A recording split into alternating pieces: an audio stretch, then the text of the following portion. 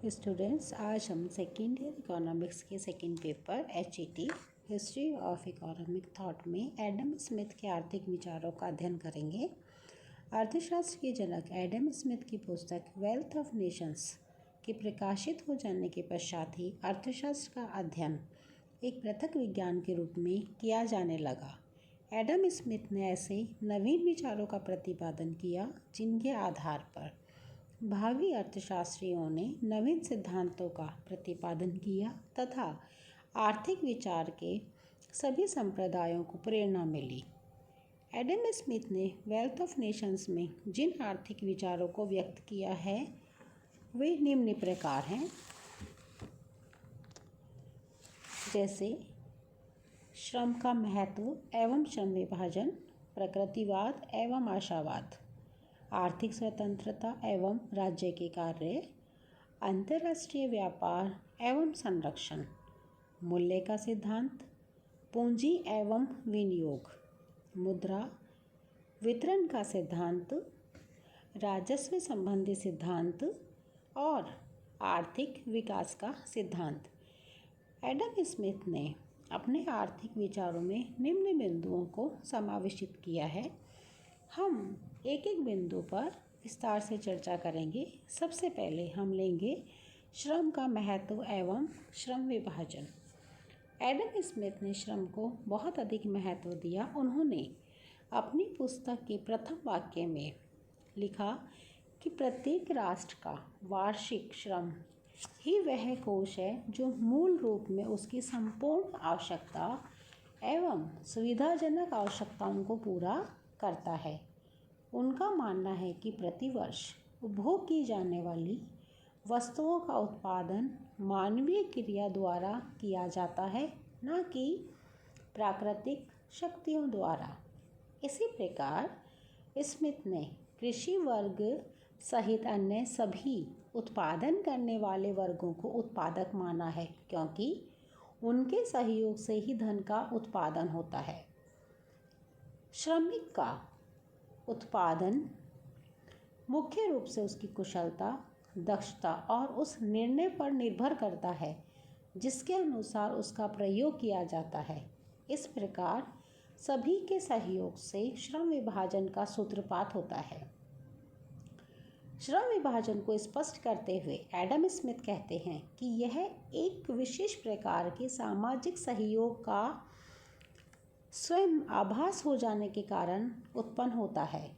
स्वभाव से ही मनुष्य उस कार्य को करना पसंद करता है जिसके लिए वह सबसे अधिक उपयुक्त है। देखा जाए तो श्रम विभाजन एक प्रकार की सामाजिक सहकारिता ही है, जिसके अंतर्गत राष्ट्रीय आय को उत्पन्न करने के लिए विभिन्न आर्थिक क्रियाओं में समन्वय स्थापित किया जाता है। श्रम विभाजन की प्रकृति और उसके लाभ को स्पष्ट करते हुए एडम स्मिथ कहते हैं कि यह उस मानवीय बुद्धि का परिणाम नहीं है जो बढ़ती हुई संपत्ति की ओर ले जाती है, वरन इसका उदय लेन देन या अदल बदल की स्वाभाविक प्रवृत्ति से होता है। श्रम विभाजन से विभिन्न लाभ होते हैं और उन लाभों से एडम स्मिथ ने हमें अवगत कराया है कि श्रम विभाजन को एडम स्मिथ ने बहुत ही प्रभावपूर्ण और एक केंद्रीय महत्व दिया है और वो मानते हैं कि श्रम विभाजन से उत्पादन में वृद्धि होती है, कार्यकुशलता में वृद्धि होती है, समय की बचत होती है, नए नए आविष्कार होने संभावित होते हैं।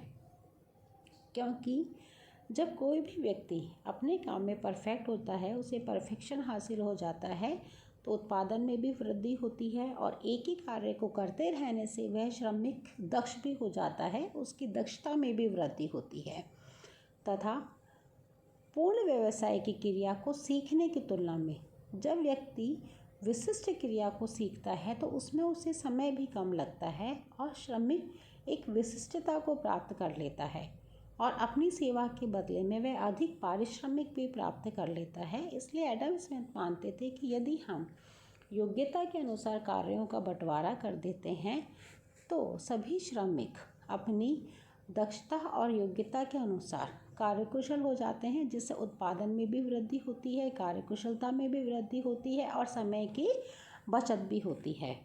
और सबसे बड़ा फ़ायदा श्रम विभाजन से यह होता है कि उद्योगों में सुधार और खोज को भी प्रोत्साहन मिलता है और विशिष्टता प्राप्त करने के फलस्वरूप श्रमिक विशेष प्रक्रिया में सुधार ला सकता है और नए यंत्रों का आविष्कार भी कर सकता है। ये सभी श्रम विभाजन के फ़ायदे थे जिनकी हम चर्चा कर रहे थे। एडम स्मिथ ने श्रम विभाजन की कुछ सीमाओं की भी चर्चा करी है। उनका मानना है कि श्रम विभाजन से बाजार का विस्तार सीमित हो जाता है। वे मानते हैं कि बाजार का विस्तार श्रम विभाजन को सीमित कर देता है। उनका मानना है कि जब बाजार बहुत छोटा रहता है तो किसी भी व्यक्ति को अपने आप को पूर्ण रूप से केवल एक ही व्यवसाय के प्रति समर्पित करने की प्रेरणा नहीं मिलती है। यह कथन वास्तविक भी है, क्योंकि जिस सीमा तक श्रम विभाजन किया जाता है वह किए जाने वाले कार्य की मात्रा पर निर्भर रहता है। दूसरे शब्दों में बाजार के विस्तार पर निर्भर रहता है। दूसरा बिंदु उन्होंने बताया कि पूंजी की उपलब्ध मात्रा भी श्रम विभाजन को सीमित कर देती है, परंतु ऐसा किसी एक व्यक्तिगत फर्म के लिए तो उचित हो सकता है, परंतु संपूर्ण व्यवसाय की दृष्टि से यह सत्य नहीं हो सकता है। लाभ और इसके दोष की चर्चा करने के बाद अब हम देखेंगे कि श्रम विभाजन का एक आलोचनात्मक मूल्यांकन क्या है। एडम स्मिथ ने श्रम विभाजन का जो विचार दिया, कुछ अर्थशास्त्री यह मानते हैं कि ये जो विचार है वो मौलिक नहीं है, क्योंकि उनसे पहले भी कई विचारकों ने अपने अपने श्रम विभाजन के संदर्भ में विचार दिए हैं। परंतु यह बात अलग है कि एडम स्मिथ ने जिस अद्वितीय तरीके से श्रम विभाजन की व्याख्या करी, यह उनकी अपनी प्रमुख देन है, क्योंकि प्राचीन विचारकों ने मनुष्य की प्राकृतिक रुचि एवं वातावरण के लाभों की दृष्टि में इन सभी बिंदुओं को ध्यान में रखते हुए श्रम विभाजन का बहुत ही सीमित वर्णन किया था। आज भी आर्थिक विश्लेषण में श्रम विभाजन का बहुत अधिक महत्व है।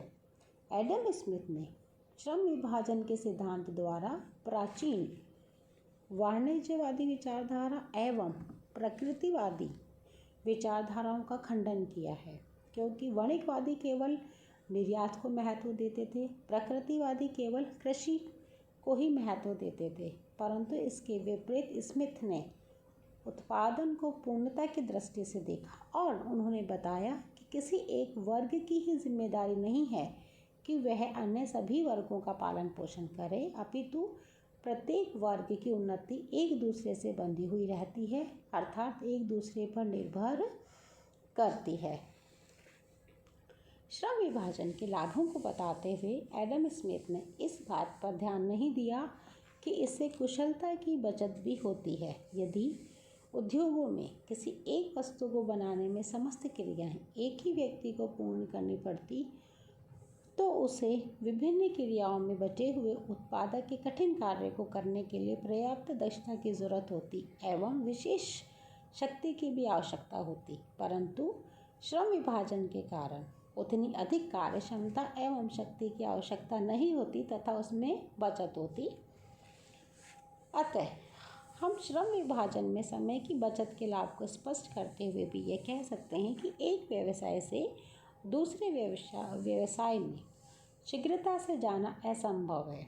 यहाँ तक कि एक कारखाने में दो व्यवसायों में परिवर्तन भी भले ही उसमें कम समय लगे, समय की हानि की दृष्टि से विचारणीय है, परंतु इसके विपरीत प्रोफेसर मिल का मानना है कि व्यवसाय परिवर्तन से कुछ राहत मिलती है एवं एक व्यवसाय से दूसरे में शीघ्रता से जाने की आदत प्राप्त की जाती है।